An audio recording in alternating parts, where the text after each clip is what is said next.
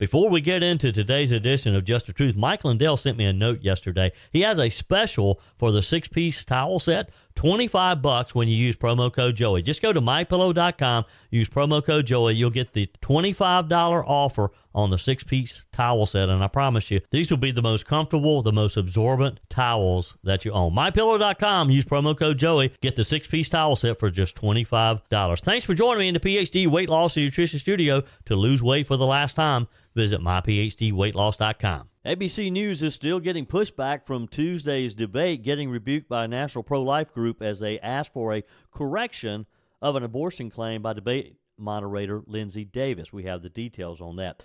Democrat Senator Richard Blumenthal predicted that Americans will be shocked and appalled when lawmakers release their interim report on the assassination attempt of President Donald Trump. Speaking of President Trump, he says he's done with debates, writing on Truth Social and telling the New York Post he doesn't see the need for another debate with Kamala Harris.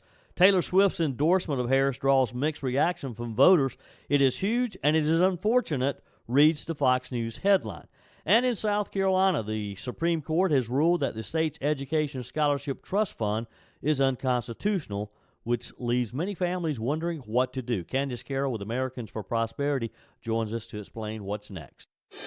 I told you we'd be back. And ye shall know the truth, and the truth shall make you free. It's Joey Hudson. I wanted to name it the Joey Hudson bill, but, they don't allow you to put names on bills. But I wanted to call it the Joey Hudson bill because I know that one's been near and dear to you for a number of years. That's how it's done. Let your voice be heard. And the truth shall set you free. Here's Joey Hudson.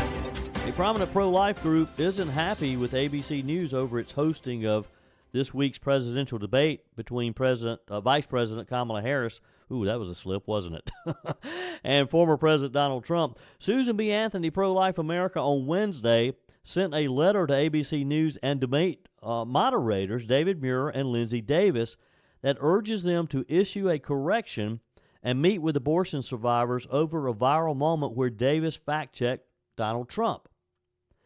The ABC News presidential debate featured network moderator Linsey Davis attempting to debunk former President Trump's assertion that some states allow for the killing of an infant after birth. Susan B. Anthony pro-life president Marjorie Dannenfelser wrote in the letter obtained by Fox News and published last night.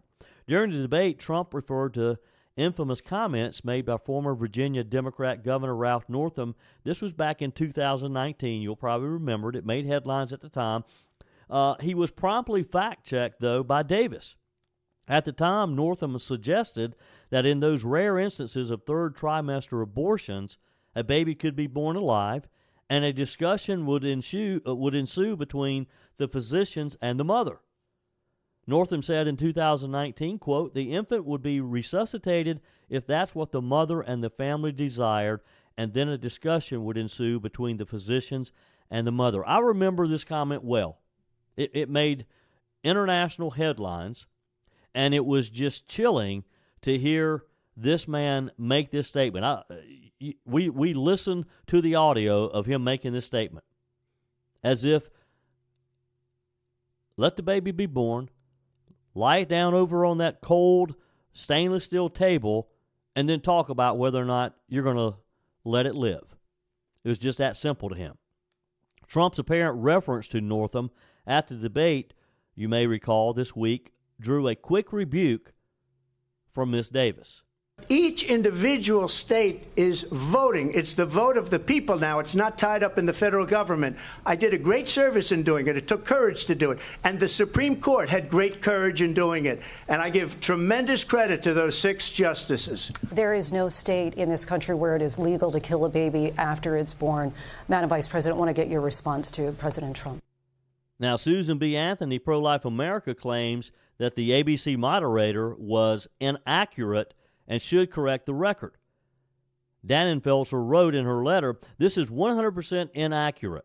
Her statement tragically ignores the realities of babies who survive failed late-term abortions but are denied basic medical care and left to die." She goes on to write, "We're requesting a swift correction from Ms. Davis and ABC News. It is undeniable that babies are born in this country after failed abortions, as the facts below demonstrate.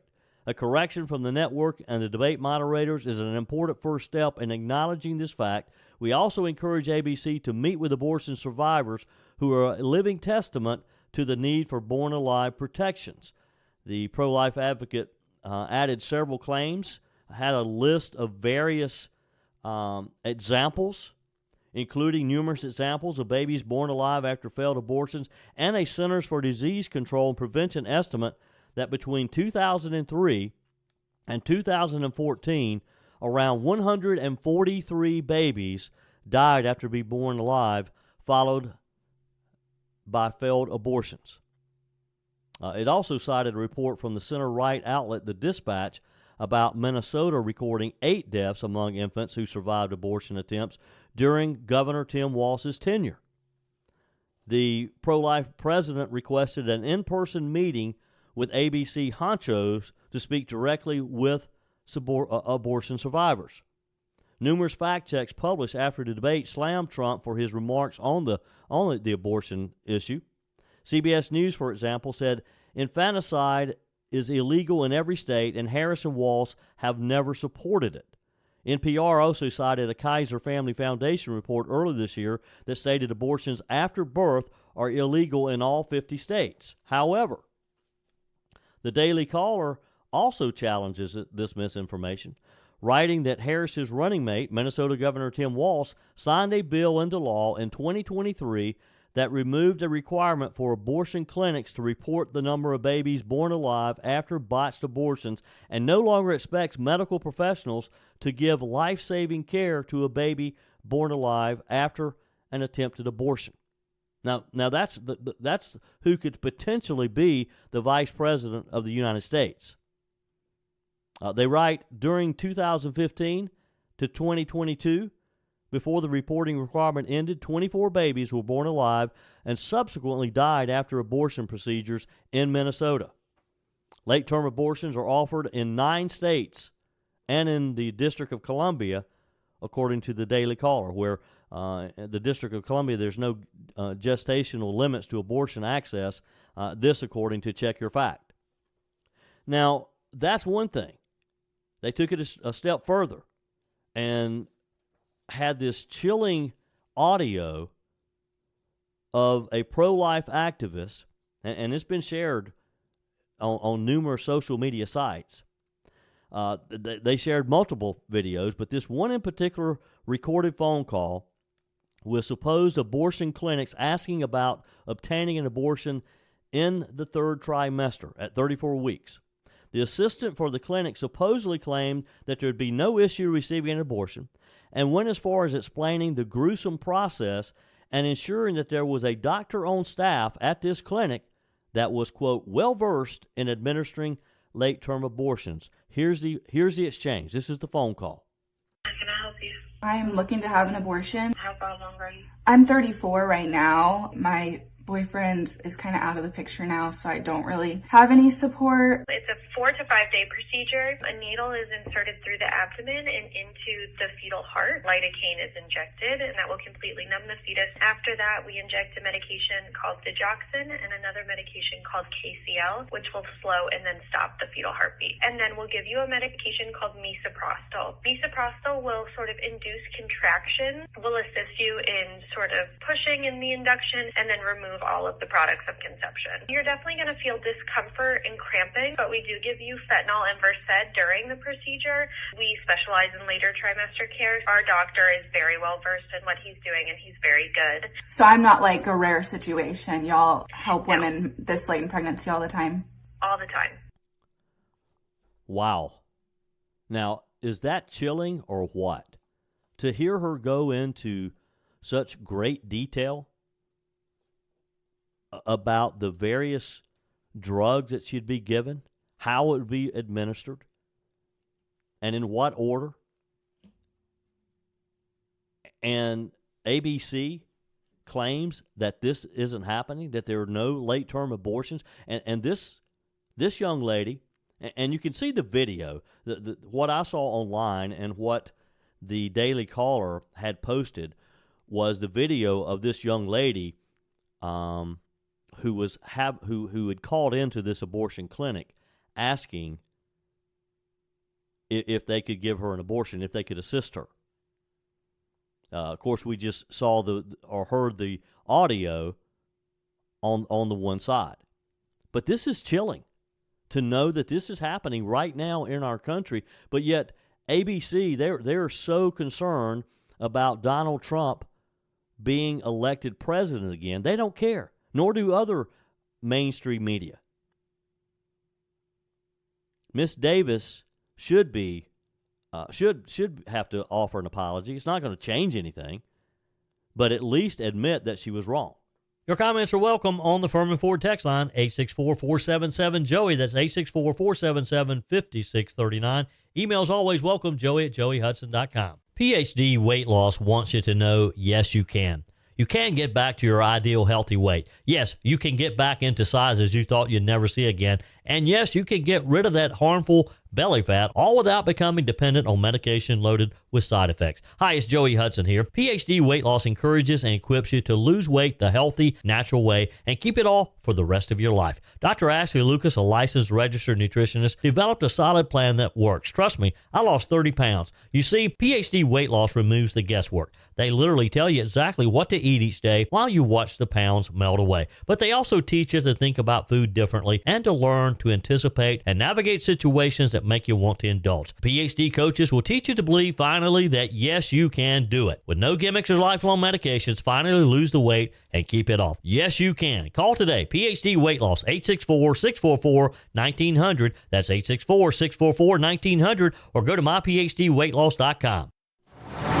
One more quick note about abortion before I move on to my next topic here. A state judge yesterday in North Dakota struck down a near-total ban on abortion, saying that the state constitution creates a fundamental right to access abortion before a fetus is viable. Now, in his ruling, State District Judge Bruce Romanek also said that the law violates the state constitution because it's too vague in how it specifies exemptions. Under the judge's order, abortion would be legal in North Dakota, but the state currently has no clinics performing them, and the Republican-dominated state government would be expected to appeal the ruling, according to the AP. The state's only abortion provider had been the Red River Women's Clinic in Fargo, North Dakota, but it moved a few miles to Moorhead, Minnesota in 2022 after the U.S. Supreme Court overturned Roe v. Wade and allowed states to ban abortion. Director Tammy Kromamaker said Thursday's decision gives us hope, though there are no plans to reopen a clinic in North Dakota. She said, we feel like the court heard our concerns and the physicians in North Dakota's concerns about a law that we felt went too far. Romanek was ruling on the state's request to dismiss a 2022 lawsuit filed by the Red River Clinic. After the clinic's move, the state argued that a trial wouldn't make a difference. The judge had canceled a trial set for August, but Romanek pointed out that North Dakota's constitution guarantees inalienable rights, including life and liberty. In his 24-page order, he wrote, the abortion statutes at issue in this case infringe on a woman's fundamental right to procreate autonomy and are not narrowly tailored to promote women's health or to protect unborn human life. The law as currently drafted takes away a woman's liberty and her right to pursue and obtain safety and happiness. So North Dakota, another state, banning or striking down states that have decided, as Donald Trump so aptly put it in this week's debate, that after Roe v. Wade was stricken, that it was sent back to the states. And we've seen this happening, unfortunately, in a lot of states that have passed state laws banning abortions only to have a liberal judge, overturn them. We'll see, because as the article says, this won't be the end in North Dakota. Senator Sen Blumenthal, the Democrat from Connecticut, predicted that Americans will be shocked and appalled when lawmakers release their interim report on the assassination attempt of former President Donald Trump and the security failures involved in protecting him. We all know, of course, the horrible incident in Butler, Pennsylvania, back in the middle summer. Acting U.S. Secret Service Director Ronald Rowe provided senators with an update yesterday on the investigation into what happened. Well, how did these failures allow a former president to almost be killed. It is just by the grace of God that he was not. This prompted Democrat senators' comments following the briefing. We don't have the report yet. Senator Blumenthal, in his comments to reporters outside of the meeting, said that we should expect it within a matter of days. I think the American people are going to be shocked, astonished, and appalled by what we will report to them about the failures by the Secret Service in this assassination attempt on the former president. But I think they also ought to be appalled and astonished by the failure of the Department of Homeland Security to be more forthcoming, to be as candid and frank as it should be to them in terms of providing information. And we are going to absolutely insist on the truth and the whole truth in documents and testimony as members of the United States Senate, but also as citizens. What did you learn new today when you said they're going to be appalled? What specifically? I'm not going to go into what we have learned in specifics. I'm giving you my reaction.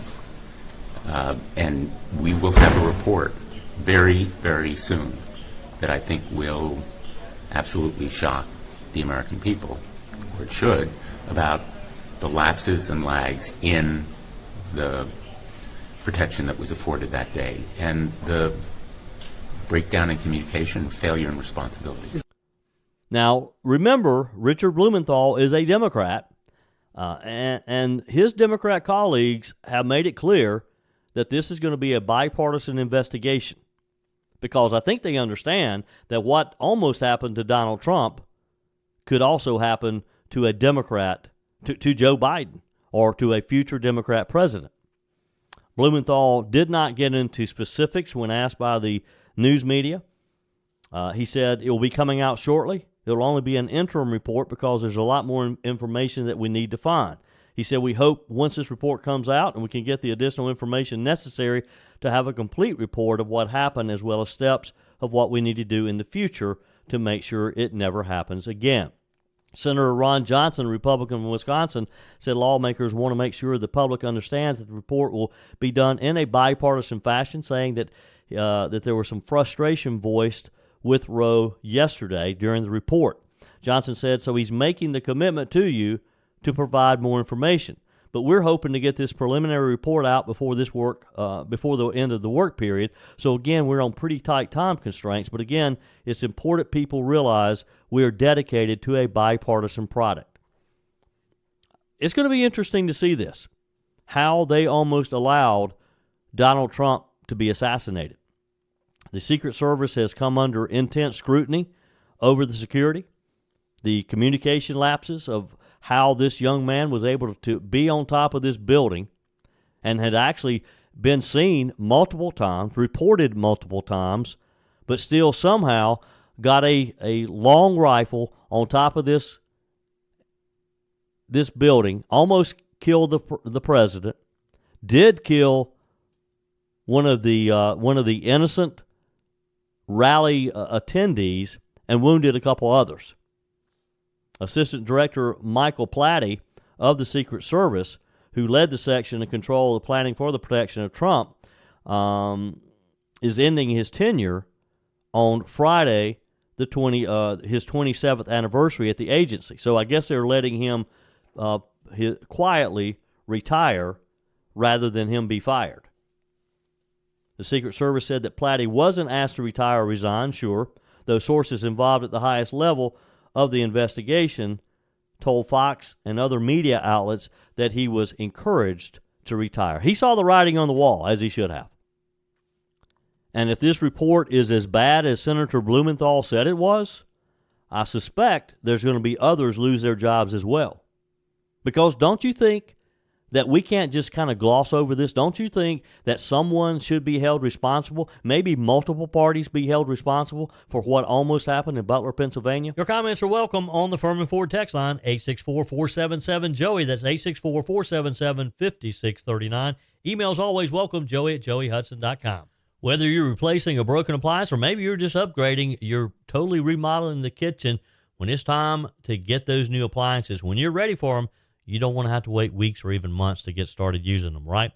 Well, that's not the case when you shop with my friends at Discounted Appliance Warehouse.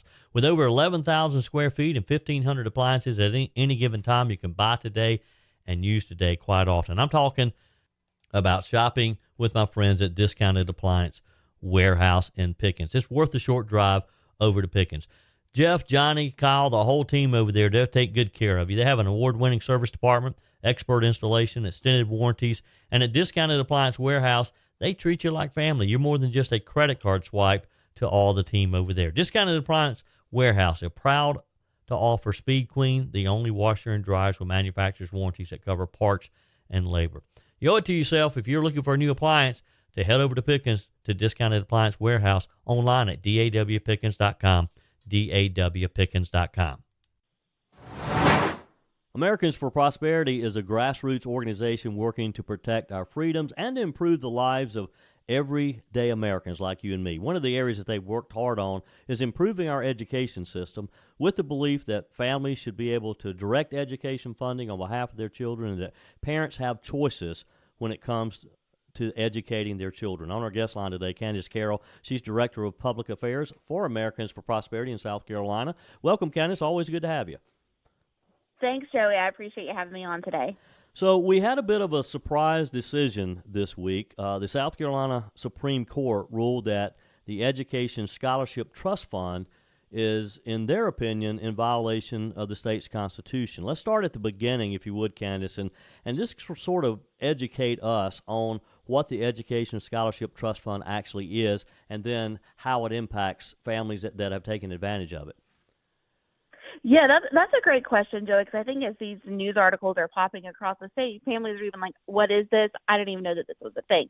So in South Carolina, prior, of course, to this decision yesterday, we had set up essentially what is an education scholarship account. And what that means is that as families or just individuals across South Carolina, taxpayers are paying money to, right, through their taxes to the state government that's then being used for educational purposes across the state, traditionally going to your public schools.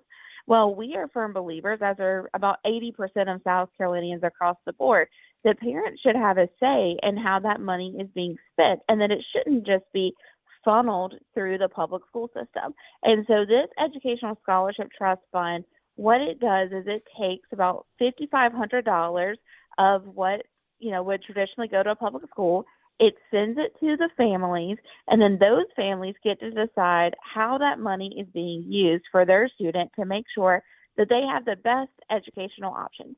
That money could have been used for private school tuition. It could be used for tutoring. It could be used for curriculum and textbooks and computer resources. It could be used for therapy services for kiddos who need extra help when it comes to physical therapy, PT, all that kind of stuff. And so that's what the fund was set up to do, is to say we recognize that our public school system in South Carolina, as great as it may be in certain parts of the state, may not be the best fit for every single South Carolina student. So we want to give them additional opportunities. And at the same time, we understand that not every family can pay for that on their own. They're already paying into education, and we want to simply redirect that education funding to make sure that they can use what they're already spending for education into the best fit for their student, for whatever that reason might be. A lot of these families, Joey, are looking to leave the public school system because of, violence or bullying at their kid's school, or maybe it's because another school offers better curriculum or programming opportunities. Maybe there's a robotics program a kid wants to take advantage of, or maybe it's simply that a parent wants to have their kid go to school closer to where they work, and so they'll use an opportunity through the ESA program to be able to send their kid to a school that's closer to where they work versus maybe dropping them off first thing in the morning and then not really seeing their kid until much, much later in the day, depending on what their after-school situation looks like. So unfortunately, with this ruling that came down yesterday, Joey, it's so disheartening for a lot of these families. We had about 3,000 families, 3,000 students rather, across the state who were able to use this funding to go to a different school during the 2024-2025 school year, which was really exciting for those students. until the state Supreme Court came down yesterday and said, actually, you can't do that. That at least through the funding mechanism that was set up in this bill, that's unconstitutional per South Carolina law. And so we are going to enjoin this right now. And so you can't use that funding for tuition. So it's really sad for a lot of these families because school has started about 6 weeks ago. Yeah. On our guest line today, Candace Carroll with Americans for Prosperity, South Carolina. So, Candace, and you said there are about 3,000 students who have taken advantage of this, or their parents' families have taken advantage of this program. Where does this leave them in this school year? Honestly, I think it's a little bit in limbo right now because if they were using that funding, let's say for tutoring or for educational therapy services, they could still do that. What they can't use it for is tuition. And so that's where the bulk of these students actually, that's what they use their funding for, is to go to a different school. So right now they're in a little bit of limbo because that money was already paid out to them during the summer to start school this year, the first payment. They didn't get all of the money up front. They get it in payments. But right now, the way that this ruling came down, it says that the State Department cannot issue any payments to these families. And so I know that there's a lot of schools across the state that are holding individual meetings with their families to talk about what this might look like moving forward. The governor yesterday, Joey, said that he would love for this to be reconsidered.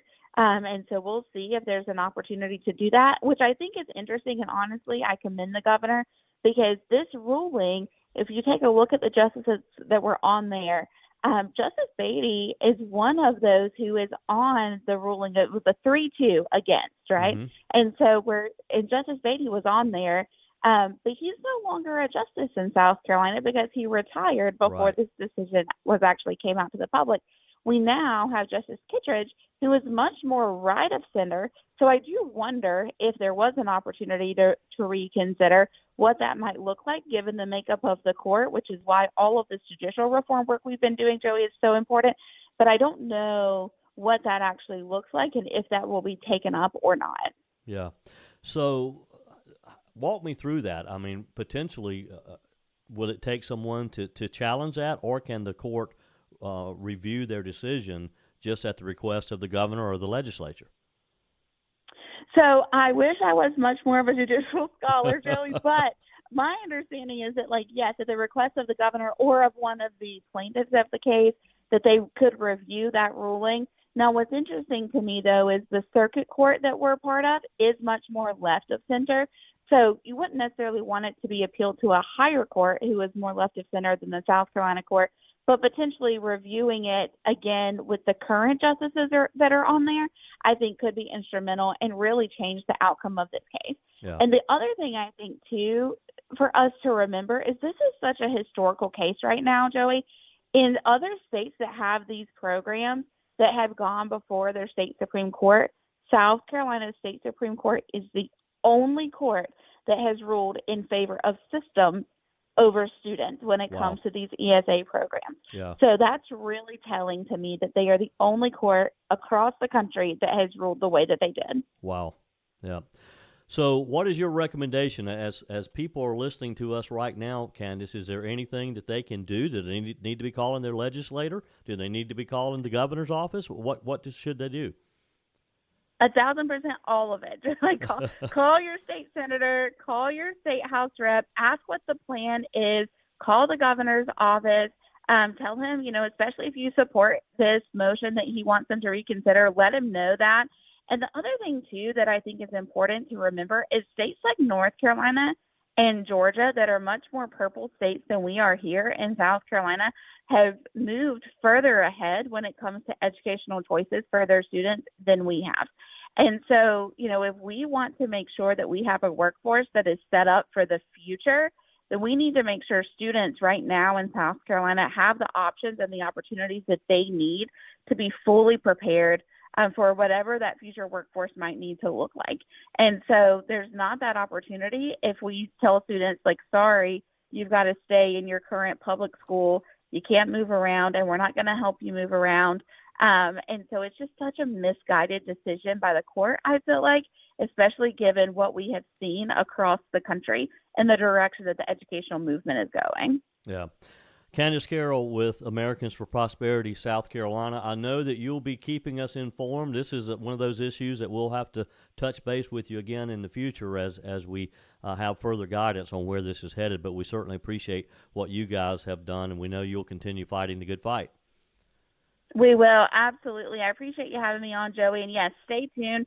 We'll continue to keep you updated this fall as this progresses, and then we have bills already planned out for next year to see if there's other opportunities that we can do to give students more choices here in South Carolina. So appreciate you, Joey. Appreciate your listeners and your continued involvement with us. It makes all the difference in the world. Yeah, sure thing. And for additional information about Americans for Prosperity, just check out their website, americansforprosperity.org. Carol, Candace, always a good talking with you. Appreciate your time today, and we'll check back in with you when you have more information. Sounds great. Thank you. Sure thing. Hope you'll join the conversation today. 864-477-JOEY, 864-477-5639. Send your comments to the Furman Ford text line. You can leave a quick voice message, and your emails are always welcome, joey@joeyhudson.com.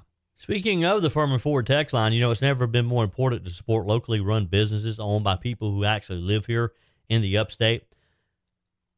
Let me take a minute to talk with you about our friends at Furman Ford. If you're looking for a new vehicle, maybe a great pre-owned vehicle, one you could trust, or maybe you're looking to order that special vehicle. Either way, if you want a new one, a brand new one, or a pre-owned that you can trust, the folks at Furman Ford, they're there to help you. Their name is on the sign because their name is on the line, because every single transaction is important to them. Jim Furman, Matthew Furman. They do business the right way. When you stop by, when you give them a call, or maybe when you just send them a quick email, you're always going to have access to a member of the Furman Ford family. And by the way, they also offer great service, and you're not going to have to wait weeks and weeks to get it done. And you do not have had to purchase your vehicle at Furman Ford. Doesn't even have to be a Ford. They service all makes and models. Visit my friends at Furman Ford online at furmanford.com, furmanford.com. On the text line, Faye writes, Joey, just saw a news story saying inflation was the lowest in 3 years. Oh, please. Was at the grocery store Wednesday, and many items had gone up in a week.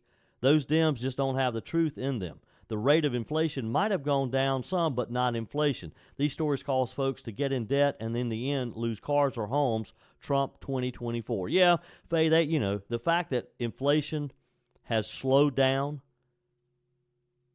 has them jumping for joy because they can cite that data. But you're right. They're not citing the fact that the prices that have increased on basic products, milk, eggs, gasoline, interest rates are still up. Those things have not come down and probably won't come down. Texture, this is from Pete, says, hey, Joey, instead of gambling on outside influences messing up the polls on Election Day, I encourage all voters to bank their vote early. The Democrats historically do it. What is to say that there's not a widespread system failure? Otherwise, cackles will be grinning on Election Day. I had a similar text as well from my buddy Dom in Illinois. He says, good day, Joey. I'm normally in complete agreement with you. However, when it comes to voting in person on Election Day, I have to disagree. I have my doubts that Election Day is going to go smoothly. All votes will be counted. Things are just fine and dandy. Bull. I see it coming, and hopefully you and your listeners do too. Election Day is going to be loaded with self-induced problems such as broken machines, electrical problems. They'll run out of paper, the printers quit working, and on and on and on. Just like 2020, I say bank your vote and vote early, but vote in person. This is not my idea. It's Bongino's. Avoid the made-up and actual problems on Election Day by not waiting. Don't trust the mail and mail-in votes, but bank your vote by voting early, by voting in person. I know that as soon as early voting begins, I'll be voting. Dom in Illinois. Dom, we're not disagreeing. I think you're probably referring to an earlier show this week where I talked about the U.S. Postal Service is already predicting they're going to have issues with delivering all of the mail-in ballots. So I simply said, don't mail your vote and plan to vote. Now, personally, there's just something special about voting on Election Day. And I like to vote on Election Day. But I don't, if you vote early, that's fine as long as you vote in person. I'm good with voting early, and I agree. If you have the time and you want to bank your vote, as many of you are saying, go for it. Ray says, "Hey Joey, I don't understand why people want to vote early." Okay, this is timely. You should only be able to vote once, and voting early is the same mentality as those who fall for the paycheck 2 days early. It's still 7 days to the next check, no matter what day of the week you get paid. You still only have one vote, no matter the calendar date you cast it. Obviously, I have too much time on my hands if I think about these things often. Well, okay, I got you, Ray. Look, again, the important thing is that you vote in person. I don't care when you do it. If you want to vote early, that's great. Still a lot of discussion on this week's debate and how it may affect the outcome of the November 5th general election. One thing's for sure, it looks like that Donald Trump is done when it comes to debate. He wrote on Truth Social yesterday and talked exclusively with the New York Post, saying, "We just don't think there's any need for it. We've done two, one against Biden, one against Comrade Kamala. I did well. I did really well," he said. This was on a phone interview. He said the debate polls, every single poll had us winning it. Well, that's not exactly true, because there are some polls who did not have the former president winning, but that's okay. Shortly before Trump's announcement, the campaign blasted out a confidential memorandum claiming that its internal polling had showed the Republican nominee gaining 2 percentage points on Harris among likely voters across 7 unidentified target states. The GOP campaign had previously argued that the Harris camp should stop messing around, I've cleaned that up, in the words of a Trump spokesperson, and take up the former president's offer of a September 25th debate hosted by NBC News. Well, that's not going to happen. There's not going to be a September 25th debate. That was supposed to be the third debate between Donald Trump and Joe Biden that had been agreed upon earlier in the summer. Kamala Harris is not going to do it. Of course, Fox News has invited both of the candidates to have a debate sometime in October. Trump said he could potentially do that, but only if Sean Hannity and Jesse Waters were the moderators. Kamala Harris is not going to agree to that. Fox News has suggested that Brett Baier and Martha McCallum would be the moderators. We'll see. But I doubt we're going to see another debate. What do you think about that? You okay with that? Send me a quick text. Email me, joey@joeyhudson.com. The Harris camp countered by proposing a debate to be held sometime in October. In a statement that says there's no debate on the 25th, nothing has been arranged. Trump remained somewhat agitated about his treatment Tuesday night, as he should be, by ABC News moderators David Muir and Linsey Davis, who were criticized for letting Harris spew her falsehoods and never fact-checking her, yet they gave Trump the third degree and they constantly fact-checked him. There was nothing about Tuesday's debate fair, and I get that, and Trump is correct. But what's done is done. We got to move on. Trump told the New York Post, he said, "I think she had the questions, and I think that the anchors were a disgrace to American journalism." He went on to say, "You saw the way that was done. That was ridiculous. They didn't challenge her on all of those things that they knew were false." No, they didn't. And, Mr. President, you should have known that they would not. If you had any expectation going into that debate that they were going to fact-check her, that they were going to hold her to the same standard that they were going to hold you, then shame on you. Because none of us thought that they were going to be fair. None of us. The former president, of course, had initially proposed 3 debates with Harris. He wanted the first one to be September the 4th with Fox News. That didn't happen, so he did a town hall forum with Fox News by himself. The next one was the one that took place September the 10th by ABC, and then, of course, the final one by NBC News on September 25th. After the Democrat campaign passed on the Fox debate on the 4th, we kind of knew that she was going to be very deliberate in how she handled the debates. Trump wrote about Harris on Truth Social, saying, quote, she was a no-show at the Fox debate, and she refused to do NBC and CBS. Kamala should focus on what she should have done during the last almost 4-year period. There will be no third debate.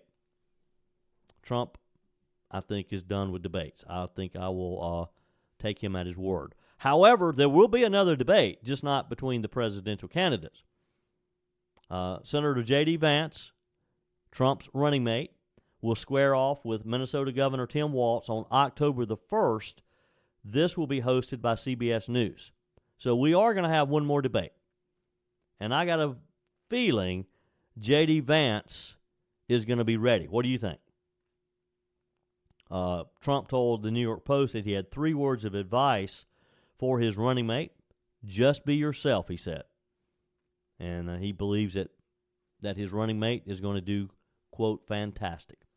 Meanwhile, voters across the country are still digesting Taylor Swift's endorsement of Vice President Kamala Harris and whether or not it's going to persuade any of the younger voters to even vote. You know, when Swift made the announcement right after Tuesday's debate, first off, it wasn't a surprise because we know she endorsed Joe Biden. She's hinted at the fact that she was going to be supporting Kamala Harris, and she doesn't know any better. This is a pop singer who lives a storied life. She's made millions and millions of dollars. She is out of touch with the American people. If she really wanted to do her young fans a favor, she'd come clean with them. She would let them make the decision on their own rather than trying to use her celebrity to persuade them otherwise. Voters from Michigan, Texas, and Tennessee reacted to Swift's support of Harris, at times with regret over how much sway she has. The pop star made her endorsement, I think, was very opportunist when she made it because she kind of did it at a very opportune time, which got the maximum exposure for herself. But there's been mixed emotions about what effect this will have, if it will have any. Sherry in Birmingham, speaking with Fox News, said, I'm so sorry to hear about Taylor Swift's announcement because young people, I don't think, are that intelligent about what's going on. Another Birmingham voter named Gina, speaking to Fox News, said, it is huge and is unfortunate that some people like her who are powerful and have a platform are just not doing the right thing. We learned about the endorsement when Swift wrote on Instagram that she'd be voting for Harris because, quote, she fights for the rights and causes I believe need a warrior to champion them. Mina in Houston, Texas, said that the Swifties are a big population that is already predominantly liberal. She said, I think most people or Swifties are usually liberal and people that would vote for Kamala to begin with. Edwin in Knoxville, Tennessee, responding, said he thinks that the Swift endorsement will appeal to young voters but not to the older ones. Look, it will appeal to the younger ones. Any older person with a little bit of sense doesn't care what a pop star or who a pop star is going to support. And the good news on this, well, it's not really good news. It's good news for Trump because there's not going to be a lot of young people who will be racing to the polls to vote for anybody because, unfortunately, they don't vote. Young people just don't vote, and that's the sad part of this whole story.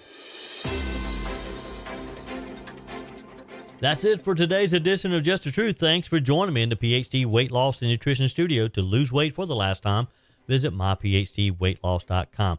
If you haven't joined our mailing list yet, visit my website, joeyhudson.com. Just click on the Connect with Joey button so that you can receive our emails and the most up-to-date news. Also, find me on YouTube. Be sure and like, subscribe, follow me on my YouTube channel. Just search for Joey Hudson. Appreciate you spending a few minutes of your day with me. Be sure and forward this edition of Just the Truth to some friends. Just click on the share button.